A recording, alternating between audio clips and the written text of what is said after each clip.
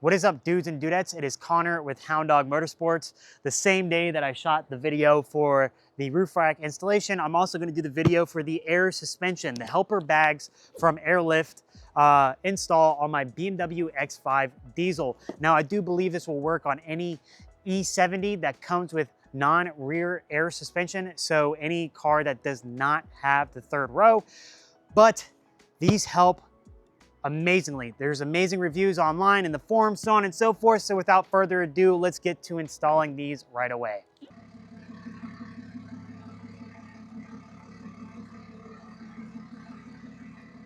The first thing that you guys got to do is loosen your lug nuts while they're on the ground, or your lug bolts while the vehicle's on the ground. Jack it up, put it on stands. I trust that you guys know how to do that, so I'm not going to record this part. So I'll see you guys when the rear end is in the air. With your cargo platform lifted up and in place, you have the option of removing all of this. I think I can drill it without removing that. So you want to drill here.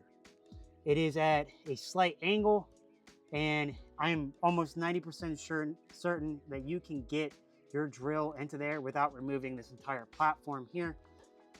So I'm going to try that. So I just drilled a pilot hole with this 1/8 inch drill bit. I'm pretty sure the lines are 1/4, so I would be wanting to use a 3/8 drill bit. But to be sure of all of that, I gotta open the package. So let's get right to it.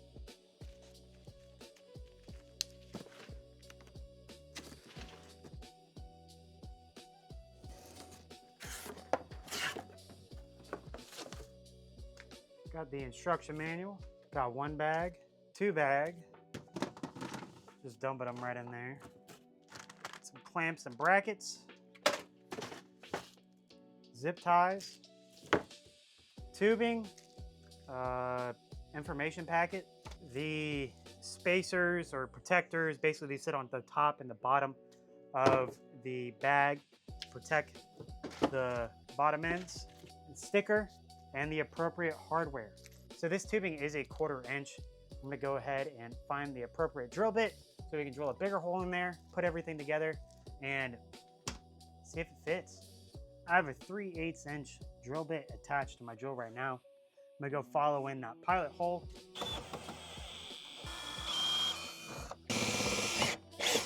Now we are gonna follow up with some tubing into said hole. Let me give you guys a preview of my hole. Wrong website for that, but you guys know where I'm going.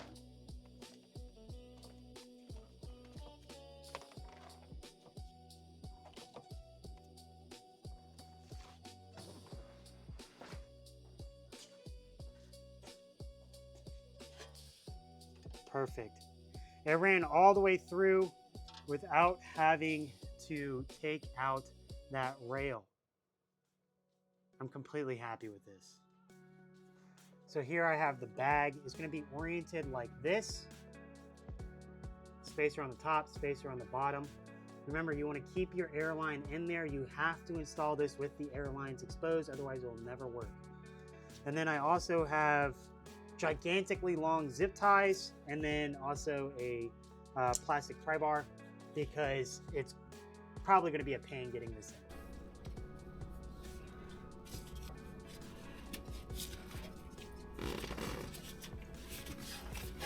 Don't think that's gonna work. So what I'm gonna do is zip tie it with these massive zip ties that I got. So taking one zip tie, like a belly band, going across,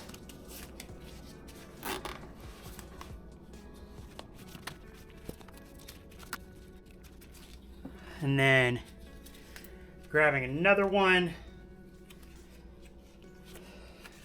And the goal of this is to reduce the diameter of the bag itself. Might help to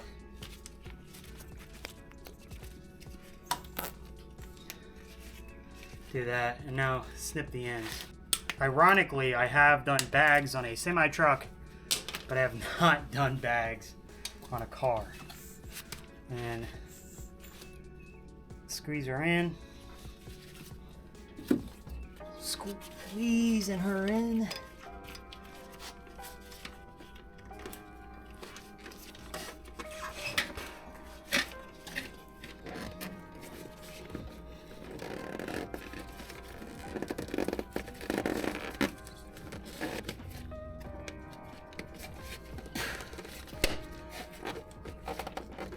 Oh, holy cow.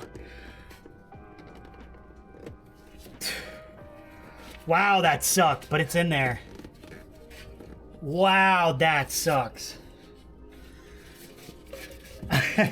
Holy cow, that sucks. All right, took the cap off.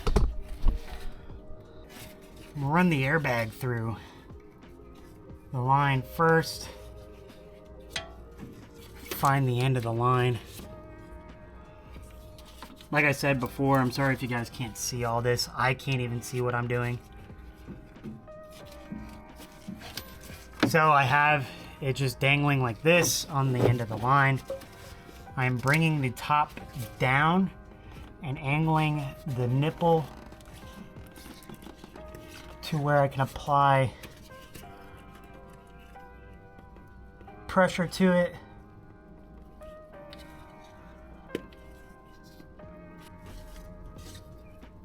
All right, that's on there.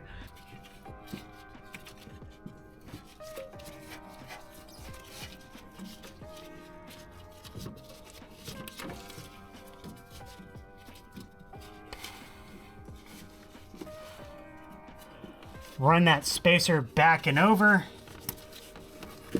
Push it up to make room for the bottom one.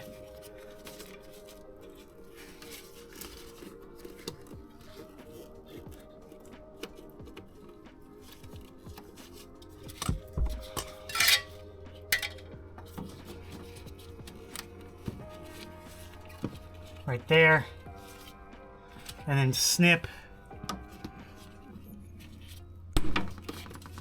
the waistband like that, and now you can hear that bag expanding. And you want to pull all the slack out of the line as much as you can from the bottom, and then pull the rest from the top.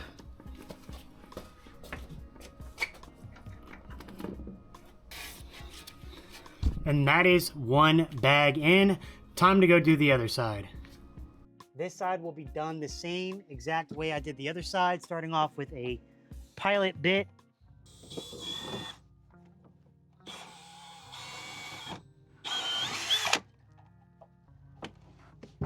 Got that through.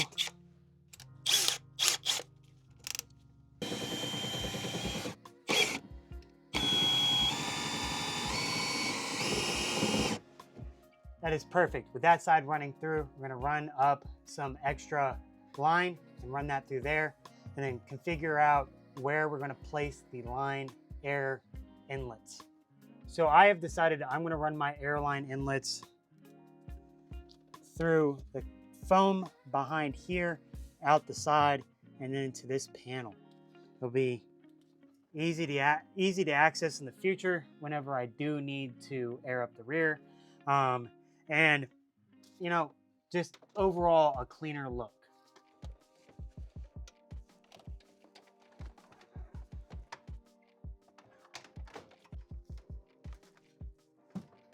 Here we are with the extra line. And I'm going to get you guys a close-up of where I ran my line. So this is how I ran my coil line. First, I'm going to move it around the back of that. You want to make sure you have no spring or coil in there, as in the line itself. And I ran it back through the lip behind there, and it's going to pop out somewhere along that panel there. Now what we need to do is cut the excess off, run it through that side, and do the whole bag for the other side, finish up the airlines, and then get this thing on the road. Now it's snipped. I'm going to take the access and run it through the other side. Of this, you got to be very flexible to be going through this, and with me only having one ligament in my left knee, Kind of sucks. So this is gonna be the same as before, squeezing it all the way down, getting as much of that air out, taking it in, zip tying it at least once. You wanna use these massive zip ties, man. It's $2 from Harbor Freight, and it beats daisy chaining a bunch of them.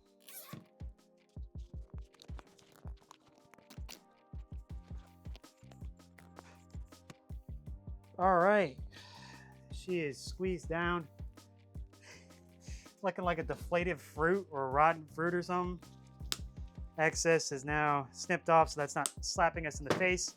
Let's go down below and get this last part done. Pulling her through the top perch, right at the top of the foil.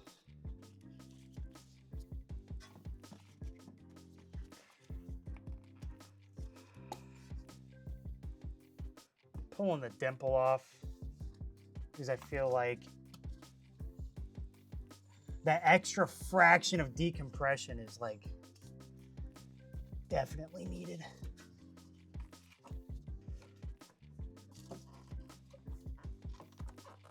All right, okay, the top is in. Now let's do the bottom.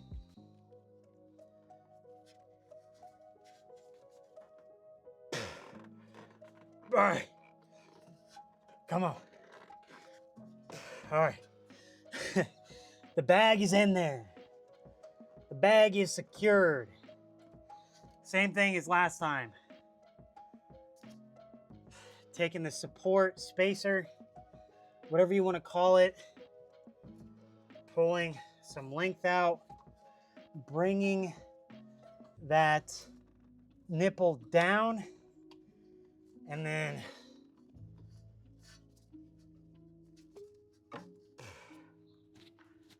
that is a workout, guys, I'll tell you that. All right, off track, but bringing that perch down, or that nipple down. Preferably if you can hang it on a spring like I just did. That gives you full-on access to the nipple.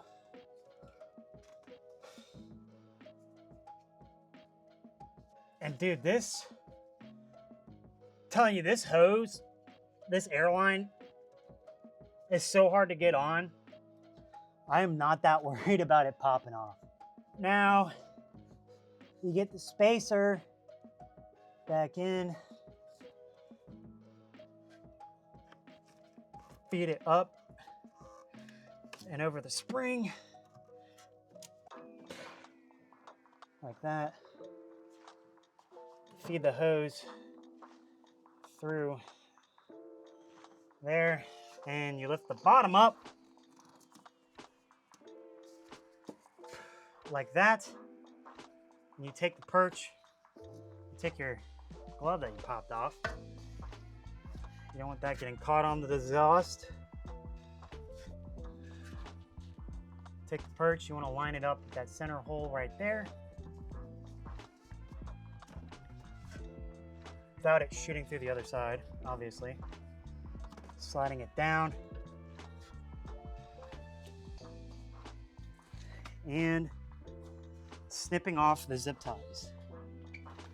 The hard part about this, so you can never be too certain, because you don't want to pop the bag or rip the bag as you're popping the zip ties. So that is out. That airbag is in, zip tie is out. Now I'm gonna go back up top. Now, like I said before, I am running this to the side here, and so that fits perfectly underneath that port. Actually, I need to pull it out so I can run it underneath the battery tie down, because I don't want this catching on anything. Then running it through the access hole here, and boom, your lines are ran. Wow, that's fun. So if you did it like me, you should have about 3 feet on each side. I know it's hard to see because I have black interior and it's dark, despite the probably 20 million gigawatts of lighting I have in here. But you should have 3 feet on each side. Now what you're going to do is you're going to drill it in to this side plate in a comfortable position and make the inlets for the airlines. So I have my parts kit here. I've already emptied it out, and all the parts along the side. The most important piece you're going to have is these inlets. This is where you're going to fill up the air. I am using an 11/32 drill bit, which is a pretty unique bit. If you don't have one of these, you can just use a stepper bit. And I'm going to make a line using a level because I want this thing to look nice. And I'm going to make a mark for 2 holes faintly.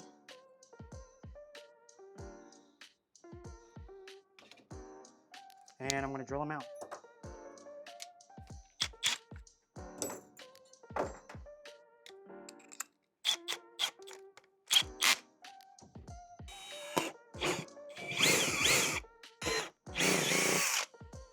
So with the 2 holes made, I'm going to take one side, put a nut on that.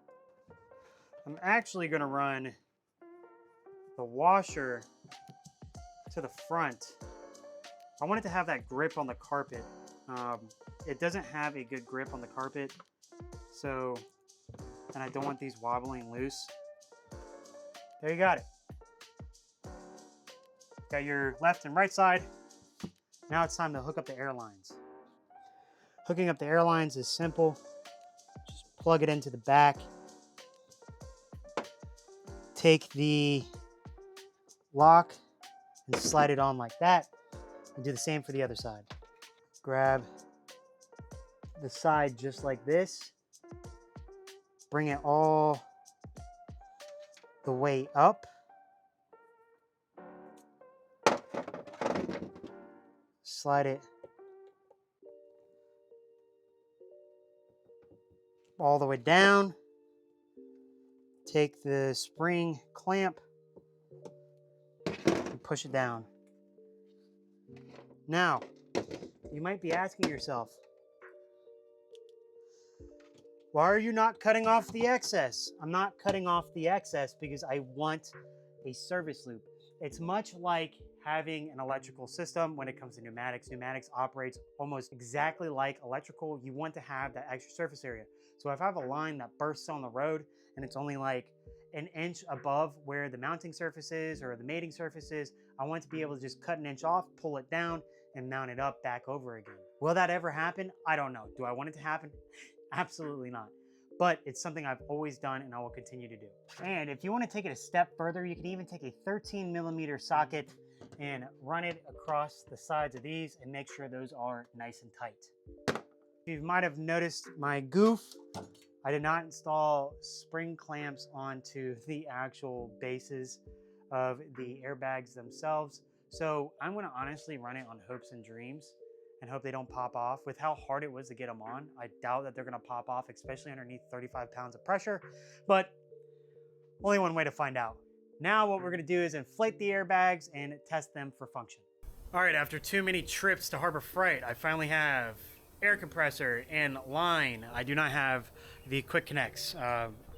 My dumb bought the wrong size. First, I'm filling these up to 35.